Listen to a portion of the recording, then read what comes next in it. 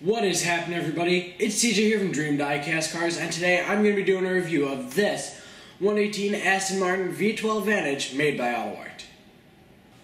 Now real quick, before we get into the review, I just want to thank you guys for voting on Friday's video. If you haven't seen that, click here. Basically, I gave you guys 3 choices of model cars that I would review in today's video. It was this Aston Martin V12 Vantage, a Nissan GT-R Exxon V Nismo, and a Porsche Cayenne Turbo. And the V12 Vantage barely edged out the GT-R, so thank you all for voting. And for those of you who haven't heard yet, I just started a new YouTube channel. It's called RPM Motorsports, and it's about real cars. I'll have a link in the description. Please go check it out. I think you guys are really going to like it. But now let's start reviewing this beautiful Aston Martin V12 Vantage. And right off the bat, there's one thing that I actually don't like about this model. You see, when you pick it up and move it around, you can hear it creaking, and that really makes it sound cheap. That's something I've never really noticed from an AutoArt car before, so it really concerned me when I took it out of the box and I could feel it creaking and stuff. But now, all creaking aside, let's move on to the front of this model. AutoArt did a beautiful job with the lights. You can see there's a nice clear plastic cover here, and behind it there are 2 bulbs, just like there are on the real one, and this line of LEDs, which just makes it look outstanding. Then in the middle of the car you can see the Aston Martin logo, which looks extremely realistic because it pops out from the car like a real logo would. On the hood you can see these beautifully replicated carbon fiber intakes. And one thing I want to say is that they look great, and AutoArt always seems to do a very nice job with carbon fiber. So whenever they have it on their models, I just love it. Now let's move on to the side of this model car. When you look at the wheels, you'll see that it's actually one of the cheapest feeling parts on this model. This part really creaks when you move it around. And I know that's not a huge deal because most people are putting these on display, but it's still not really something you should have with a model of this caliber. Another thing I don't like about the rims specifically is that the Aston Martin logo in the middle is very faint. You can barely see it. It's not painted on very well. However, everything about the wheel is fine. The rims, other than the center logo, is replicated very nicely. You can see the disc going through the caliper there, and there's more of that squealing that I don't like. And on the caliper, it says Aston Martin, which is very realistic. When looking up more on the side of this model, you can see that this chrome detailing is done very well. And the rear view mirrors are angled upwards like they should be. However, this one really isn't put on too well. It's kind of flimsy on there. Now let's move on to the back of this model car, which I really love. You can see that AutoArt did a spectacular job of graying out the lights like they are on the real car. The Aston Martin logo back here is done just like the one on the front, which is a great thing. And the V12 Vantage badging is done to perfection. I also like the way the exhausts are done. They're very simple, just as they are on the real one. However, the chrome outside does look very good. Also, right below the V12 Vantage license plate, AutoArt did a great job of adding some real metal mesh, which I really like when they put that on their cars. Now let's move along to the engine on this model. And when you open up the hood, you can see that it does have a little bit of that cheap feeling, but it does look very nice.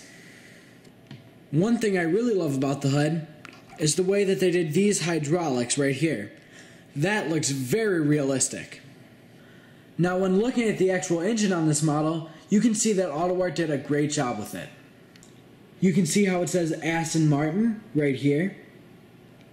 And I also love how it says 6.0 V12 on the engine block, just like it does on the real car. Overall, I'd say the engine is pretty flawless. Now let's move along into the trunk. And I do really like this part of the car, although if I had one complaint, I would say that maybe they could have used a nicer material for this little thing right here. Maybe a little piece of cloth would have been better. But I don't know, it looks fine, and the trunk really isn't that much of an important part of the car. And one important thing that they did do to the trunk is they added the felt right there, which just makes it look extremely realistic. Now let's move along onto the interior. However, of course, to look at the interior, you have to open up the doors. AutoArt did a really great job of replicating the sort of swan-style door opening that the V12 Vantage has. If you don't know what that means, you can kind of see how it moves upwards a little bit as it's going outwards. I'm sure that was very difficult for AutoArt to do, and they did a great job with it, so kudos to AutoArt. And when you open up the driver's side door, you'll notice that the steering wheel is on the wrong side. And to all my British viewers, I just want to say I am just kidding. And I actually like how AutoArt put the steering wheel on this side, as the Aston Martin is, of course, a British car. AutoArt also did a stunning job with the center console. You can see the two air vents on top, the start button right below that, radio, clock, everything just looks perfect. Also, I'm sure AutoArt made a lot of people happy by replicating the manual gearbox, which you can see as it has this stick shift right here.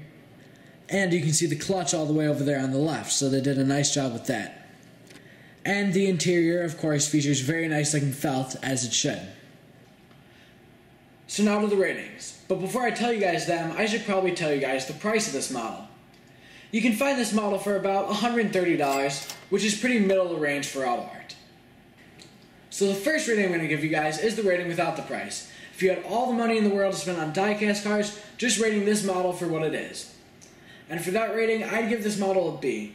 Just because, and I feel like I'm saying it too much, but it just feels kind of cheap. All the replication is great, but, you know, I just really don't like the way it feels in your hand. And I know that's not a huge deal, because it should be in a display case most of the time anyways. But, you know, I just don't think it's good that a car that costs $130 has that kind of feel to it.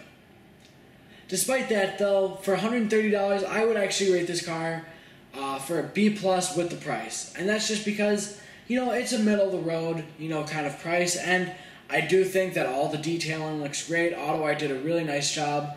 Didn't skip out on any of the detailing. So that just looks great. It's really only one little flaw that's holding this car back, and it's that little feel it has in your hand. But, you know, it is kind of reoccurring throughout the model, so it does bring the grade down a little bit. So that's it for this review, guys. I hope you enjoyed, and since it's summer, I'll see you on Friday. Goodbye, everybody.